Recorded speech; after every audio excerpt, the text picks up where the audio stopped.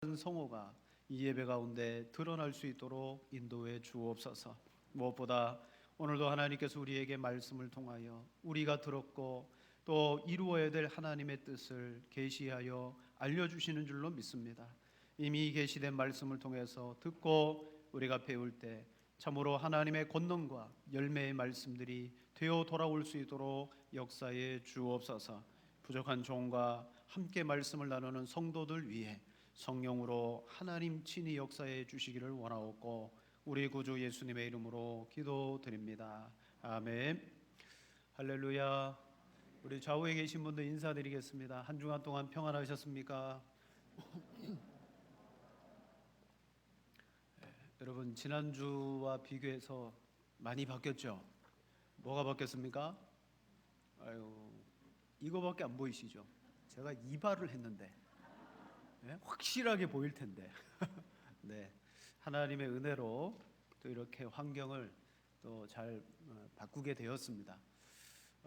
여러분 예배 잘 드리시고 또 예배를 드리면서 강단의 화면이 선명하게 보이듯이 여러분 하나님과 예수님이 정말 우리의 믿음 가운데 선명하게 보여질 수 있는 그런 신앙생활 하시기를 축원을 드립니다. 여러분 신앙생활하다가 딜레마에 빠져보신 적이 있습니까? 딜레마는 어느 쪽을 선택해도 곤란해지는 상황을 말합니다. 신약의 성도로서 율법, 우리는 율법을 지켜야 되느냐? 아니면 율법은 우리와 상관없으니 이제 우리는 율법을 무시하며 성령 안에서 자유롭게 살아가면 되느냐? 많은 성도들이 이 율법의 문제 속에서 이렇게 해야 되나 저렇게 해야 되나 어떤 신학적인 기준이 서 있지 못하고 막 방황할 때가 있습니다. 여러분 먼저 오늘 갈라디아의 말씀은 우리에게 구원은 어떻게 임하는가를 먼저 말씀합니다. 그리고 이 구원과 관련된 율법은 왜 있는가 그것을 우리에게 말씀해 줍니다. 자, 성경적인 구원은 하나님의 주권의 원리로 주어집니다. 우리의 선택이나 우리의 의지로 구원을 받는 게 아니라 하나님의 주권적인 선택입니다. 또한 예수 그리스도를 믿음으로 말미암아 얻는 은혜의 원리입니다. 나의 공로, 나의 행위로 구원을 받지 않습니다. 하지만 오직 기독교만이 가지고 있는 이 독특한 구원의 원리, 하나님의 주권이다, 은혜다, 예수 그리스도를 믿는 것이다. 이 원리를 세상의 많은 사람들이 가지고 있는 어떤 보편적인 지식과 그리고 그 경험에 비추어 볼 때 때로는 신앙생활하는 우리도 도무지 이해가 되지 않는 것들이 좀 있습니다.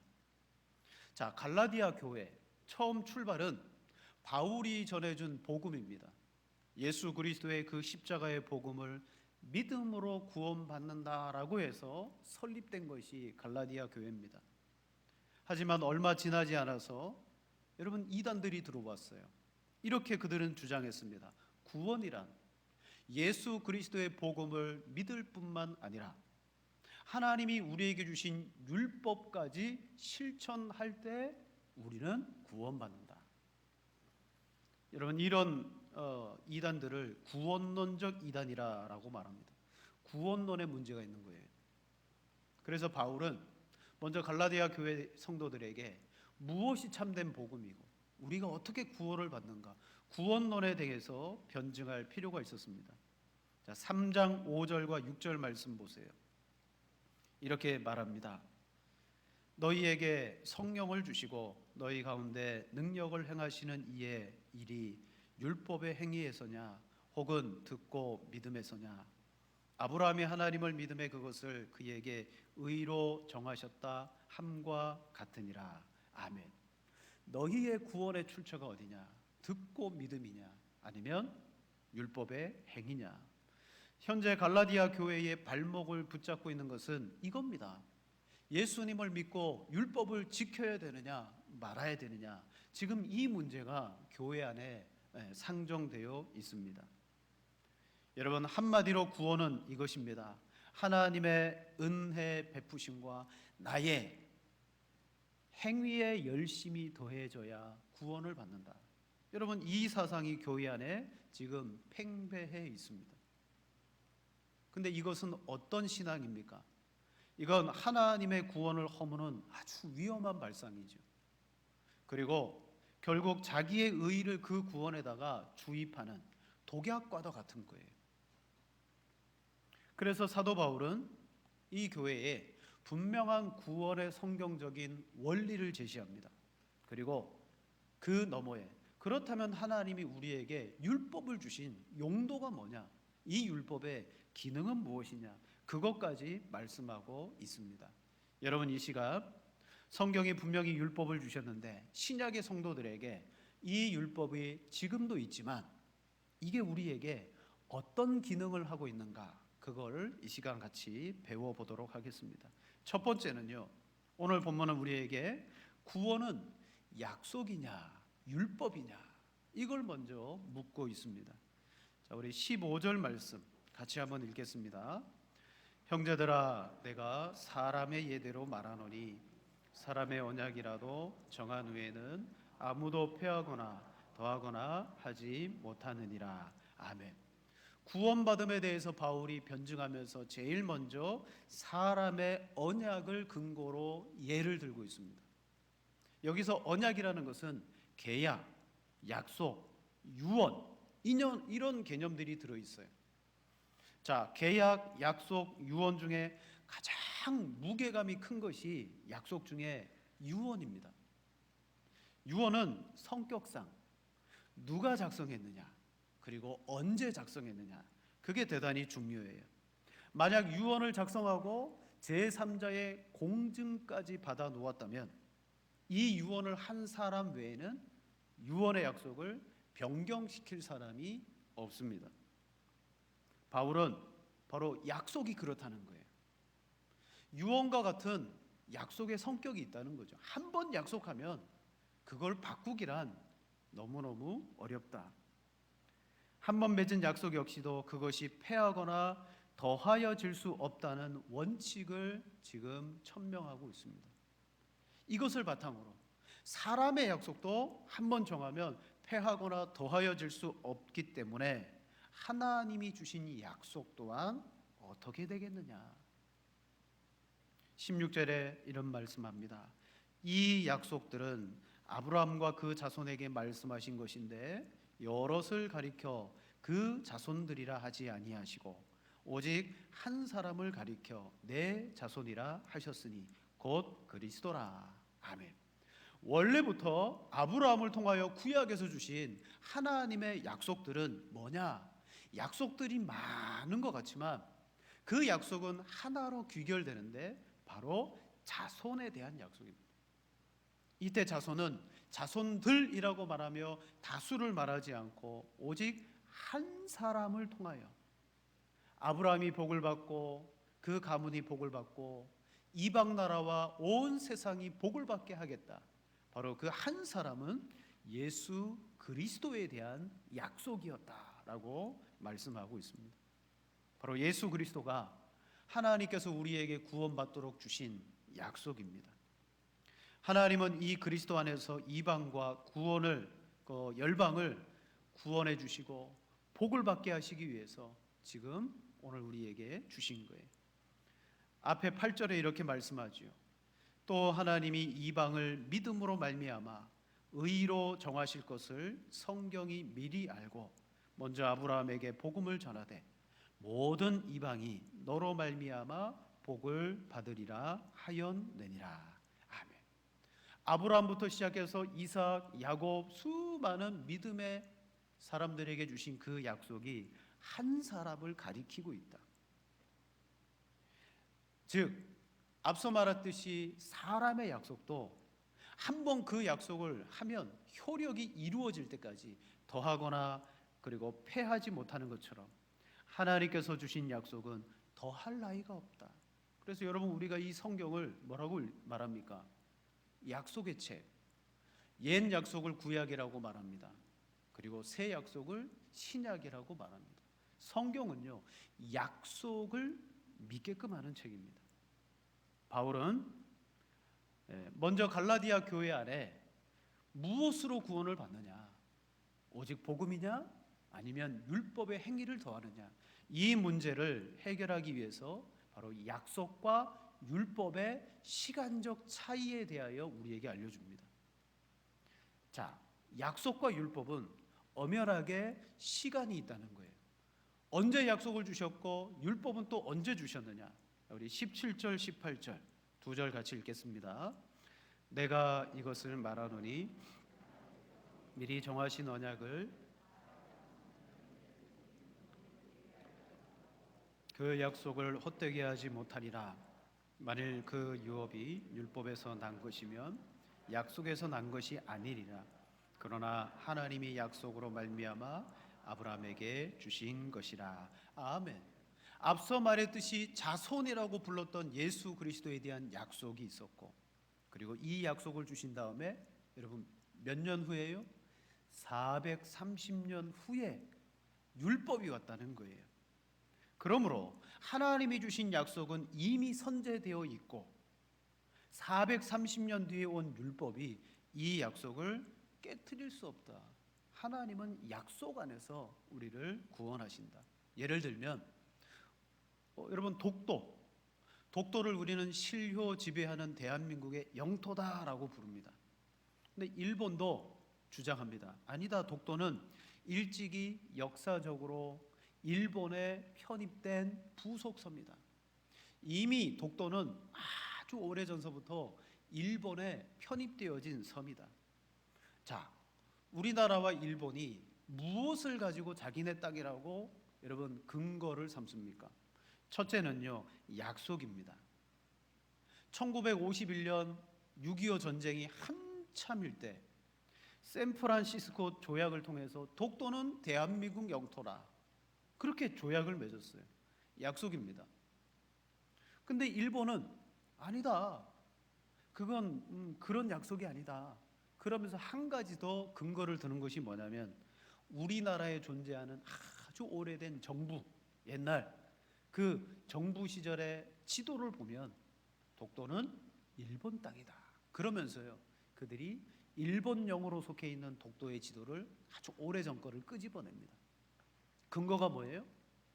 누구의 지도가 더 오래되었느냐, 언제부터 이 땅을 합법적으로 소유하고 있었느냐. 근데 여러분 실은 따지고 보면 그 오래된 지도를 우리가 더 많이 가지고 있는 거예요. 여러분 이것과 오늘 바울이 말하는 약속과 율법의 시차를 생각해 보세요. 무엇이 더 먼저입니까? 바울은 이걸 말하는 거예요. 하나님께서 아브라함에게 주신 그리스도에 대한 약속이 먼저요. 그 뒤에 온 율법은 그 구원의 약속을 패하지 못한다라고 말씀합니다. 오늘 우리가 구원받고 오늘 우리가 믿음의 담대함을 가지고 이렇게 살아가는 것도 여러분 예수 그리스도에 대한 이 약속이 믿어졌기 때문인 줄로 믿습니다. 갈라디아 교회 성도들에게 여러분 바로 그리스도 안에서 이 약속으로 구원을 받는 것이지 율법의 행위로 구원받는 것이 아닙니다라고 먼저 성경적인 구원론을 바울이 제시합니다. 절대로 구원은 율법의 공로나 행위가 더해져서 얻을 수 없습니다. 자, 두 번째로, 그렇다면 약속으로 구원을 받는데 하나님께서 이 율법을 우리에게 주신, 아니 구약의 백성들에게 주신 이유가 무엇입니까? 자, 앞달락의 요지는 구원과 율법은 약속으로 말미암는 구원이고 시차적으로도 바로 구원이 약속이 먼저 앞서고 있다 그랬습니다. 율법의 행위를 지킴으로 구원받을 수 없다라고 말했습니다. 그렇다면 성경은 율법을 주셨고 그리고 이것을 지키라고 했습니다. 지키라고 한 이유, 그리고 이 율법이 어떤 기능이 있길래 이것을 지키라고 했을까? 자, 먼저 하나님이 율법을 주실 때 크게 세 가지의 기능을 보시고 우리에게 주셨습니다.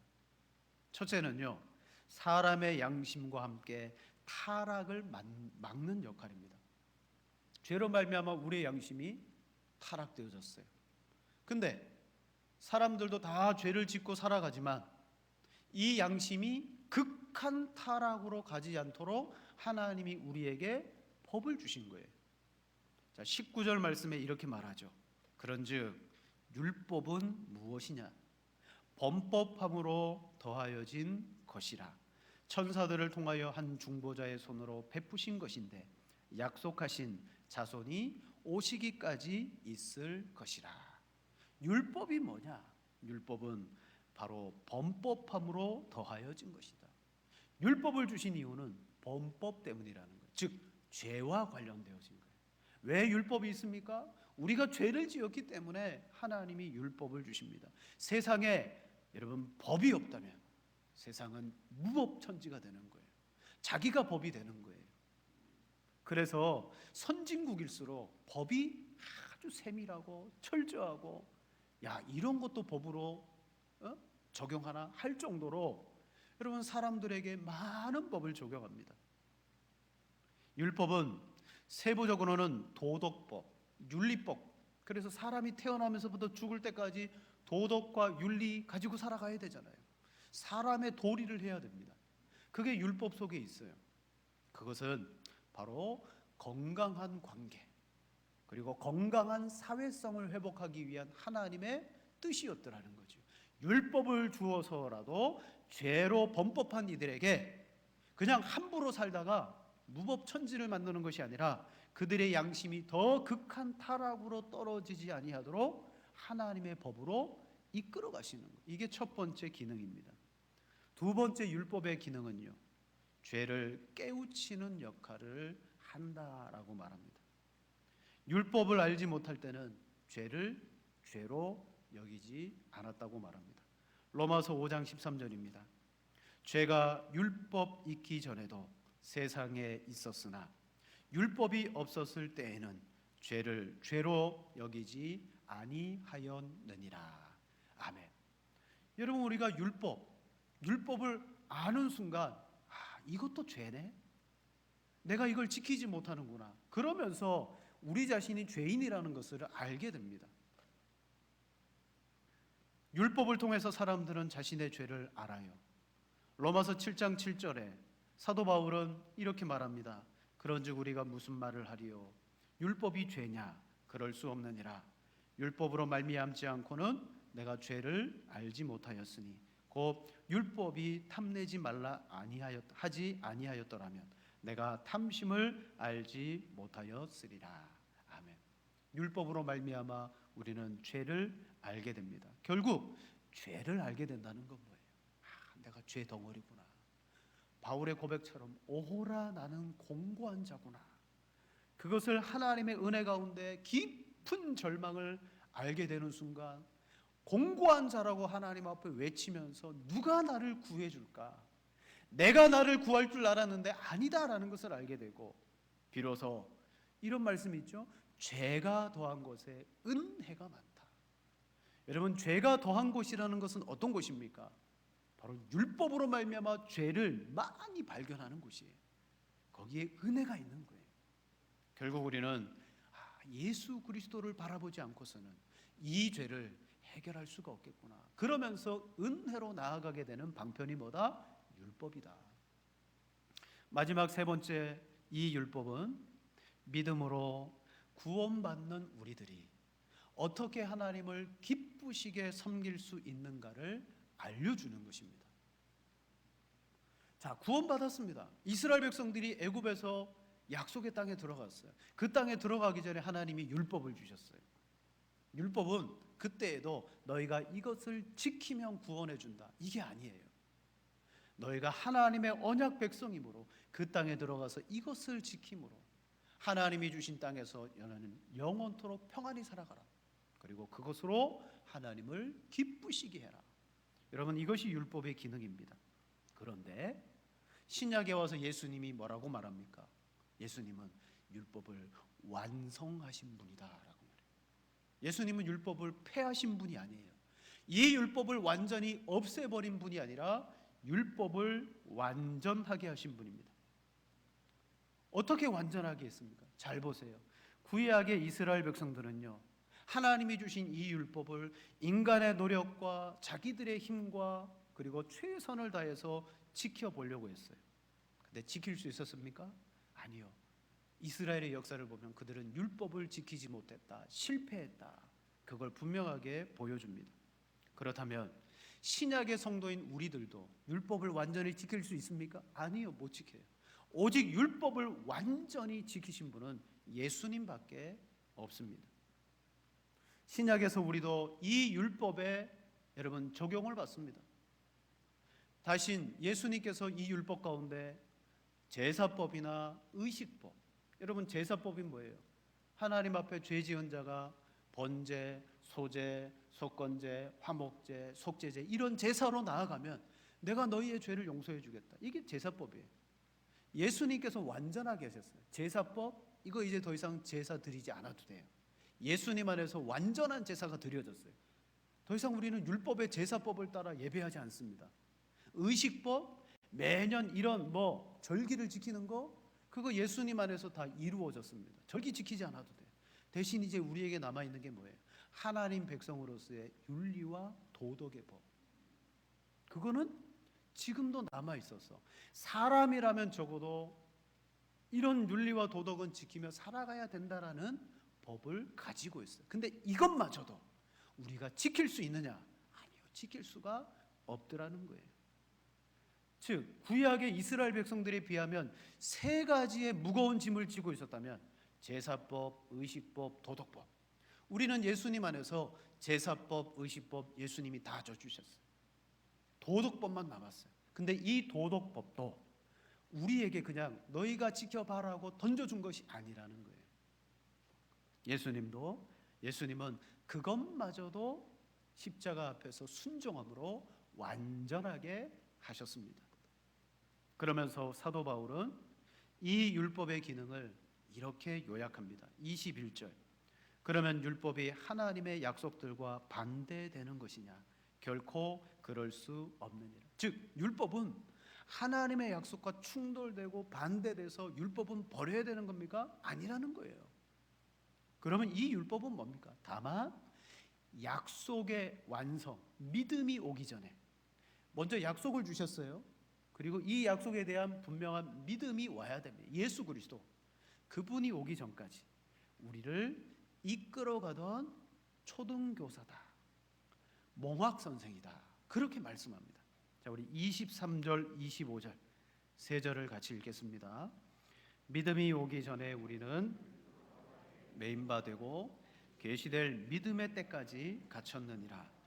이같이 율법이 우리를 그리스도께로 인도하는 초등교사가 되어 우리로 하여금 믿음으로 말미암아 의롭다 하심을 얻게 함이라.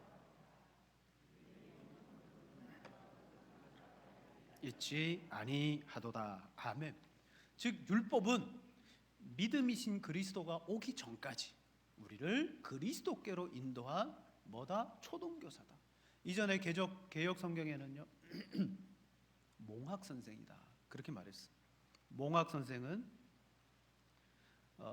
주로 로마 시대에는 종들이 주인의 어린 자녀가 아직까지 지혜도 부족하고 학문도 부족하고 그럴 때 이 자녀를 집에서 배움에 더 학교까지 데려가고 데리고 오고 그리고 이 자녀가 더 공부하고 할 수 있도록 기초 학문을 닦아주던 사람이 여러분 이 몽학 선생입니다. 근데 몽학 선생은 이게 우리말이잖아요. 이게 우리 성경이 처음 번역할 때 이걸 몽학 선생이라고 번역한 거예요. 다시 말하면 우리나라에서도 몽학 선생이라는 것이 있었다는 거예요. 개념은 성경에 나타나 있는 그 개념이지만 이름은 몽학 선생이었어요. 조선시대 우리나라를 대표했던 조선을 대표했던 세 가지의 교육기관이 있었습니다. 첫 번째 향교, 그리고 서원, 도산서원, 무슨 안동서원이죠, 서원. 그 다음에 성균관이 있었어요. 자, 퀴즈를 내겠습니다. 이 중에 최고의 교육기관은 어디일까요? 향교, 서원, 성균관. 성균관이 어떻게 아셨어요? 여러분, 조선시대 성균관은요 오늘날 아주 서울대 버금가는 최고의 인재 양성기관입니다. 우스갯소리로 우리나라 돈 지폐를 보면 이 성균관이 위상이 얼마나 컸는가를 보여줍니다. 잘 들어보세요. 1,000원짜리에는 누가 계십니까? 그림에 퇴계 이황. 1,000원짜리 안 갖고 다니셔서 잘 모르시죠. 퇴계 이황이 누구냐? 오늘날로 따지면요, 성균관대 총장입니다. 3대 총, 이게 3번을 한 총장입니다. 5,000원권에는 누가 있죠? 예, 율곡이. 율곡이는 성균관의 장학생, 성균관 출신의 최고의 엘리트 학생이었습니다. 10,000원권에는 누가 있죠? 네, 단수가 올라가면 이제 좀 아시네. 세종대왕이. 세종대왕은 성균관대 이사장이에요. 50,000원권에 누가 있습니까? 신사임당. 신사임당은 율곡이의 어머니죠. 성균관 학부모의 회장. 따지고 보면 그 고액권 1,000원부터 50,000원까지 지폐에 다 누가 무엇이 관련되어 있냐면 성균관에 관련돼. 자, 성균관은 최고의 그런 학교입니다. 지방의 유생들도 어떻게 해서든 성균관에 들어가려고 애를 쓰고 힘을 다했어요. 왜냐하면 100% 무상교육이었어요. 그리고 성균관에서 공부하면 군 면제, 군역, 노동하는 부역, 이게 다 면제였어요. 그러니까 여러분 어떻게 해서든 들어가려고 해요. 근데 다 들어갈 수 없잖아요. 저 먼 지방에 있는 유생들은 할 수 없이 못 들어간 학생들이 많아요. 그들이 간 곳이 뭐냐? 국가가 지방마다 세운 향교. 향교에서 그들은 사소오경을 배웠습니다. 그리고 약 한 16, 17세기 넘어오면서 향교 말고 여러분 그 집안들 있죠. 대대로 아주 명문대가의 집안들이 자기 가문의 유생들을 키우기 위해서 만든 게 뭐냐면 그게 서원인 거예요. 그래서 향교는 공교육, 서원은 사교육. 그래서 조선시대부터 공교육과 사교육이 우리나라는요 서로 치고받았어요. 자, 그런데 뭘 말씀드리려고 하냐면 그런 고등교육에 들어가기 전에 사대문가의 자녀들이 6살, 7살 될 때부터 어디에 갔냐면 서당에 갔습니다. 서당에 가서 제일 먼저 몽학 선생으로부터 앞으로 사소오경을 배울 기초를 닦는 거예요. 그게 뭐예요? 천자문 배워야 되고 소학을 띄어야 됐습니다. 자, 그렇다면 향교에 가고 성균관에 들어가서 이제 사소오경을 배우는 학생, 천자문, 소학 그거 배울 필요 있습니까? 없습니까? 이제는 필요가 없는 거예요. 자, 마치 몽학 선생이 그런 역할입니다. 서당의 스승이나 또는 그 수준에 배웠던 천자문 그리고 소학 그리고 몽학의 교재들은 이제 더 이상 고등학문에 올라가면 필요가 없다. 율법이 오늘 바울이 말하기를 결론이 이거예요. 이런 역할을 했다. 주님의 약속, 하나님의 약속이 믿음이신 그리스도가 오기 전까지 우리를 이곳으로 이끌어갔던 역할이지 그 주가 오시고 그리스도가 온 다음에는 그 역할은 다 했다. 근데 여기서 이제 딜레마가 생기는 거예요. 세 번째로, 그렇다면 예수 그리스도를 믿은 우리들은 율법을 지켜야 됩니까? 안 지켜야 됩니까? 이게 진짜 중요하잖아요. 성경은 우리에게, 그러면 신약의 성도들에게 이 율법을 비록 도덕과 윤리법이 남아있지만 그것을 지키라고 하느냐 말라고 하느냐, 여러분 여기에 따라서 이게 정통신학이 되느냐 이단이 되느냐 이게 또 갈라집니다. 자, 구원은 약속을 믿음으로 받습니다. 아멘. 약속이 믿음으로 받았어요. 율법은 그 믿음이 오기까지 우리를 인도해 주는 역할, 그 문 앞에까지만 딱 인도해 주는 역할입니다. 여기에서 딜레마가 생기는데, 그러면 신약의 성도인 우리는 이 율법을 어떻게 받아들여야 참 신앙으로 받아들이게 되느냐? 첫 번째, 이런 경우가 있습니다. 구약의 율법을 신약의 예수님을 믿는 우리들도 여전히 그것을 문자적으로 지켜야 된다라고 주장하는 이단들이 있어요. 제7일 안식교 그들 예수님 믿는다고 말합니다. 그러면서 그들은 예수님을 믿고 안식일도 지켜야 되고, 이게 바로 갈라디아 교회에 들어온 이단입니다. 예수님을 믿어 율법을 지킴으로 구원을 받는다. 구원론적 이단인 거예요. 또 하나 어떤 이단이 있냐면 반대예요. 우리는 예수님 안에서 완전한 구원을 받았다. 이제 더 이상 우리의 죄는 없다. 깨끗하게 사함을 받았다. 우리는 자유하다. 죄가 없다. 그러므로 우리는 율법을 지키지 않아도 된다. 이게 구원파 이단입니다. 자, 어떤 이단은요, 예수님과 함께 율법을 지켜야 된다 그래서 이단이 되고요, 어떤 이단은 우리는 율법은 상관없다. 율법 지키지 않아도 돼. 그래서 이단이 됐어요. 우리는 어떻게 해야 되죠? 지켜야 될까요? 말아야 될까요? 가운데 그냥 서 있어야 될까요? 여러분, 이걸 기억하십시오. 먼저는 우리가 이 율법이 왜 주어졌느냐? 율법은 구원과는 전혀 상관이 없다는 거예요. 구원은 오직 하나님이 주신 은혜의 선물로 믿어 구원을 받습니다. 근데 구원과 동시에 우리에게 일어나는 게 있어요. 그것은 성화라는 것입니다. 성화가 일어나요. 구원받은 자는 구원받은 즉시 성화의 단계에 들어가게 됩니다. 그런데 이게 문제예요. 구원은 은혜로 받고, 구원은 약속을 믿음으로 받는데, 성화는 내가 애쓰고 노력하고 행위를 함으로 말미암아 성화의 과정을 거쳐간다라고 생각하는 것, 이게 이단이라는 거예요.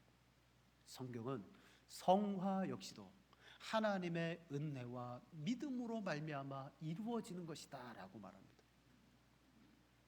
즉, 이 성화의 과정에 있어서 바로 율법이 필요한 거예요. 율법의 역할이 있다는 거죠. 구약의 성도들에게 하나님이 율법을 주셨어요. 너희는 내 백성이니 이 율법을 지켜라. 근데 그 율법을 지킬 수 있었던 사람은 아무도 없었습니다. 신약의 성도인 우리들도 마찬가지입니다. 구원은 받았지만 내 힘과 능력으로 율법을 지키며 성화와 거룩해질 수 있는 사람은 아무도 없어요. 우리는 죄인인 사람이거든요. 구약의 이스라엘 백성이나 신약의 우리나 하나님이 우리에게 주신 율법을요, 우리의 힘으로는 지킬 수가 없다. 이게 구약의 결론입니다. 그래서 하나님의 백성들로 하여금, 여러분, 구원받고 이 율법을 지키며 살아갈 수 있도록 아주 새로운 방법을 고안하셨어요. 그게 무엇이냐면 이겁니다. 우리 에스겔 11장 19절 20절 같이 읽겠습니다. 내가 그들에게 한 마음을 주고 그 속에 새 영을 주며 마음을 제거하고 살처럼 부드러운 마음을 주어 내 율례를 따르며 내 규례를 지켜 행하게 하리니 그들은 내 백성이 되고 나는 그들의 하나님이 되리라. 아멘. 신약의 성도들인 우리에게도 주님의 그 도덕법이 있습니다. 10계명의 5계명부터 그리고 10계명까지 봐요. 내 부모를 공경하라. 그 뒤에서부터 다 도덕법 아닙니까? 그죠? 우리에게 그 조항을 지켜야 될 율법이 주어졌습니다. 근데 이걸 죄인인 우리가 지킬 수 있느냐? 이거부터 생각해요. 지킬 수가 없다.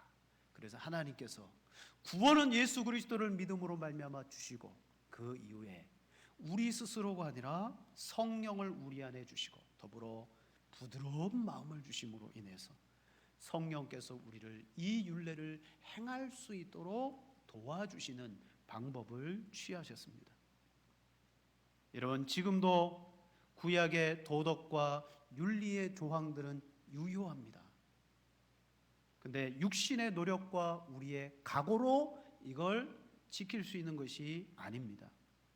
바로 그리스도 안에서 성령의 지배를 충만하게 받을 때에 율법이 지켜지는 거예요. 예를 들어 사도행전 2장 47절에 말합니다. 하나님을 찬미하며 온 백성에게 칭송을 받으니 주께서 구원받는 사람을 날마다 더하게 하시니라. 초대교회 성도들의 충만한 모습이거든요. 자, 이때 사도행전에서는요, 사도들이 그 성도들에게 율법의 조항을 지키라고 가르쳤더라라는 부분이 한 군데도 나와 있지 않아요. 율법을 가르쳤다, 율법을 강조했다, 구원받고 난 다음에 성화를 위한 율법을 그들에게 계속 가르쳤다, 이런 말씀이 없어요. 그런데 결과적으로는 그들이 백성에게 칭송을 받고 하나님을 찬미하고 구원받는 사람이 날마다 더, 이게 무슨 표현이냐면 율법 이상을 넘어선 경건한 그리스도인들의 모습이더라는 거예요.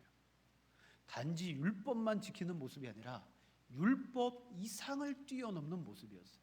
근데 이게 사도들이 율법을 지키세요. 왜 안 지킵니까? 이렇게 해서 만들어진 것이 아니더라는 거예요. 어떻게 이루어졌습니까? 그들이 복음을 듣고 예수 그리스도를 믿자 성령이 그들 안에 여러분 임재하시고 성령으로 말미암아 하나님의 말씀을 듣고 배우고 그들이 충만해서 순종하며 따라갈 때 여러분 율법 이상의 삶을 살아가더라는 거예요. 사도행전의 신자들은 그들은 자신들도 모르게 율법의 정신을 실천하고 있었더라는 거예요. 말씀을 맺겠습니다. 구원은 약속을 믿어야지 받는 것입니다. 거기에 율법의 행위를 더한다고 구원받는 게 결코 아닙니다. 하지만 율법의 고유의 기능이 있죠. 이 세상의 부패와 타락을 막는 기능, 오늘 우리의 죄를 알아 하나님의 은혜 앞으로 이끄는 기능, 그리고 오늘 우리로 하여금 예수 그리스도에게로 갈 뿐만 아니라 우리가 구원받은 이후에 하나님을 기쁘시게 하는 성화된 삶을 위해서 이 율법이 주어져요. 그래서 신약의 교회는요 이렇게 가르치지 않습니다. 여러분 율법을 지키세요, 율법을 배우세요, 그렇게 가르치지 않아요. 왜냐? 아무리 여러분에게 율법을 지켜라, 율법을 배워라 그래도 여러분은 율법을 지킬 수가 없어요. 그래서 신약의 성도는 접근의 방법이 율법을 지켜라 배우라가 아닙니다. 여러분 안에 계신 예수 그리스도의 복음으로 임재하신 성령의 충만함을 받으십시오. 성령의 인도하심을 받으십시오. 성령께서 여러분에게 주신 말씀에 복종하시고 순종하십시오. 율법의 세세한 조항을 신약의 교회들은 강조하지 않아요. 그리고 여러분에게 하나하나 그 율법을 왜 노력하지 않느냐고 질책하지 않습니다. 대신 예수 그리스도 안에서 예수님이 누구신가 알고 성령께서 지금 나와 어떻게 계신가를 더 잘 알기를 원합니다. 여러분 바른 믿음 안에서 알아질 때 우리는 사모하게 되고 결국 우리는 그리스도로 옷 입은 자가 되는 거예요. 예수 그리스도께서 성령으로 율법을 지키며 살아가는 성도가 되게 하는 것입니다. 그래서 성령을 따라 행할 때 갈라디아서 5장 22절 오직 성령의 열매는 이라고 말하면서 이 9가지 열매가 성령의 인도를 받을 때 맺히는 것입니다. 내가 율법을 지켜야지, 그래서 이게 내가 저 이웃을 사랑해야지, 한번 사랑해보자, 그래서 열매를 맺는 게 아니라는 거예요. 성령의 인도를 따라서 여러분 성화되어지는 삶을 살아갈 때 우리가 비로소 여러분 율법을 완전히 이루신 그리스도 안에서 정말 충만한 열매를 맺을 줄로 믿습니다. 여러분 신약의 성도로 나는 이렇게 구원받고 오늘 내가 성화를 위해서 이런 하나님의 율법의 요구가 있구나, 나는 할 수 없구나, 성경의 충만함을 더욱더 구해야 되겠구나, 그런 성도가 되시기를 주님의 이름으로 축원을 드립니다. 이 시간 우리 함께 기도하겠습니다.